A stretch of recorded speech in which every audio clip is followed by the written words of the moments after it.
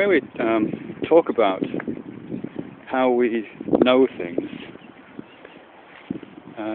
changes, I think, according to the status of the knowledge that we're trying to convey, or at least our relationship to that knowledge, I think. And that's, I think, particularly evident when we're talking about knowing something without being quite sure how we know it, or feeling that we know something, getting the sense that we know something intuitively, or some sort of gut feeling, something like that. I should say, of course, there's no indicator, there's no distinction here between whether that knowledge is factual or completely misguided. In a sense, that's not really important. But that felt sense that we are in possession of a certain sense of knowing, as I say, it does change.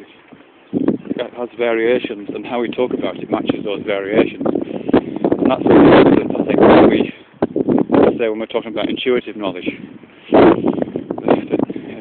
Or could be tacit knowledge, actually. And here I'm reminded of what Polanyi says about, we know more than we can tell, which isn't the same as intuition, and there is a distinction to be made there. But I'll put them in the same broadly similar category. When we are in possession of that knowledge, we don't wait to take it down. It's going to be awful again. When we're in possession of that knowledge, we tend not to use visual metaphors. We tend not to say, "Oh, I see this really clearly," and we don't also use metaphors, or haptic metaphors. We tend not to say, "I already grasped that intuition," or something. It would seem to make little sense. Instead, we use olfactory metaphors largely, but occasionally kind of proprioceptive metaphors, a bit more complex, I think.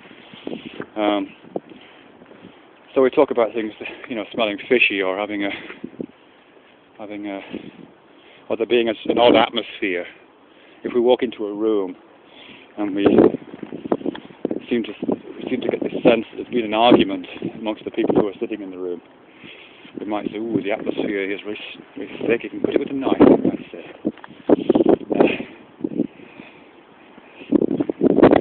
I think when we're doing that, we're sort of alluding to a kind of olfactory sense, or possibly an auditory sense, maybe, perhaps less so. We might also say, and this is where I think proprioception, we might say that we're getting a bad vibe from this situation, or a bad vibe from this person, or the vibes were wrong. Not a phrase I'm particularly fond of, but I think what seems to be indicated there is, again, this sense of knowing something without that knowledge moving through the normal corridor. I'm reminded of my own experience. This is possibly tangential, but in the morning when I'm making the breakfast before the kids are in bed, usually, I can usually tell when one gets out of bed, and it's not that I can hear it.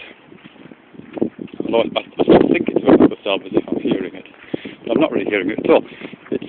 There's some slight change in the way that the house is, some tiny movement, or kind of like a settling, or a shifting. Maybe there is a vague sound. I have listened for it. I can't quite hear it. It's a sound you go and must feel. So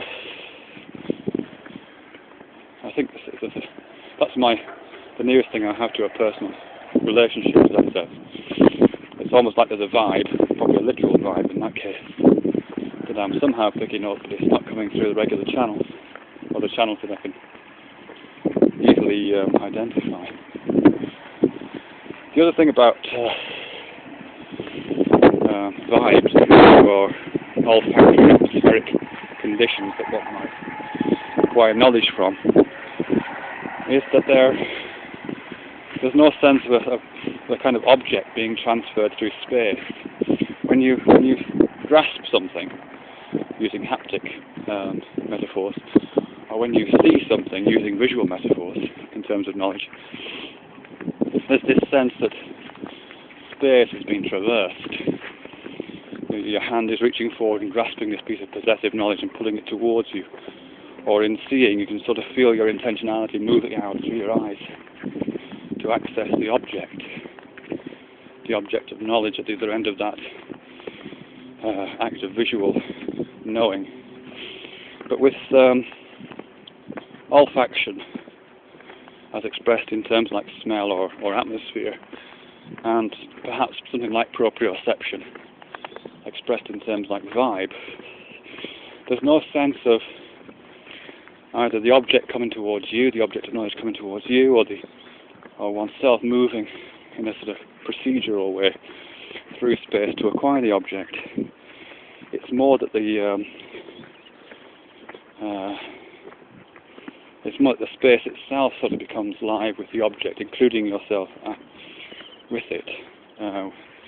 There's kind of, I'm going to use metaphors again here, the kind of resonance sense that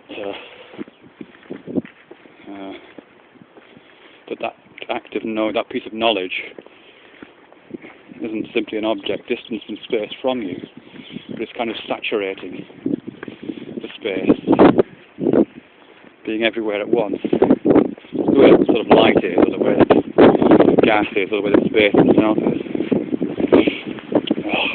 Let's pick it up.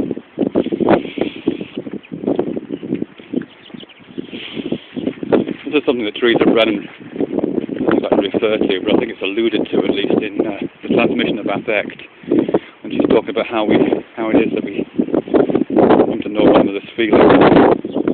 How do we detect each other's emotional states? How do we know when someone is sad or happy or upset or whatever? She speculates a lot about olfaction in that particular book. And maybe she's right, maybe there are pheromones given off by people which have very complex communicative power. But even if it wasn't, even if these things are tiny, almost imperceptible shifts in the look of the thing, or the physical arrangement of the thing, or the temporal arrangement of the thing, that are actually happening to us visually, we still think of them in a sense which is kind of olfactory. We think of them as effects to the atmosphere, vibrations, kind of.